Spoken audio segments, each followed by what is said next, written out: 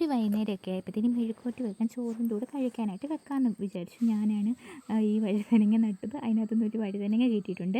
പച്ചമുളകും ഞാൻ നട്ടതാണ്. 2-3 പച്ചമുളകും ഞാൻ അത്യാവശ്യം എടുത്തിട്ടുണ്ട്.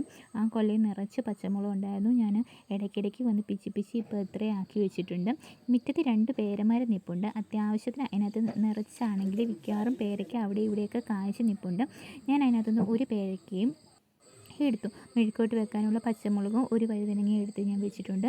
പെട്ടെന്ന് തന്നെ ഉള്ളി, പച്ചമുളക്, പിന്നെ നമ്മൾ വെളുത്തുള്ളി, വഴുതനങ്ങ അരിഞ്ഞ് വെച്ചു. ചീഞ്ചട്ടി വെച്ചു, കടുക് പൊട്ടിച്ചു, കൊച്ചുള്ളി, പച്ചമുളക്, നമ്മുടെ വെളുത്തുള്ളിയും കൂട്ടിയിട്ട് നല്ല രീതിയിൽ മൂപ്പിച്ചെടുത്തതിന് ശേഷം ഉപ്പ് ഇട്ടു.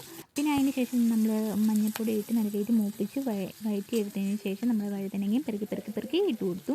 അതിന് ശേഷം നമ്മൾ ശകല ആവിയിലാണ് വേവിച്ചെടുത്ത് വെച്ചേക്കുന്നത്. മുളക് പൊടി അതിൻ്റെ മണ്ടയിൽ കൂടെ തട്ടിയിട്ട് ആവിയിലൊന്ന് മൂടി വെച്ച് വേവിച്ചതിന് ശേഷം ഒന്ന് ഇളക്കി കൊടുത്തു. അങ്ങനെ നമ്മുടെ മെഴുക്കുവരട്ടി എല്ലാം റെഡി ആയിട്ടുണ്ട്. പിന്നെ ചോറ് തിളപ്പിക്കാൻ നമ്മുടെ ഗ്യാസിൽ ചോറിന് വെച്ചിട്ടുണ്ട്. പിന്നെ മീൻകറി ഉണ്ടായിരുന്നു. മീൻകറി ചൂടാക്കാനായിട്ട് ഞാനത് ചൂടാക്കി മാറ്റി വെച്ചിട്ടുണ്ട്. മീൻകറിയും മെഴുക്കുവരട്ടിയും എല്ലാം കൂടെ കൂട്ടിയപ്പം കഴിച്ചു. അപ്പോൾ ബൈ.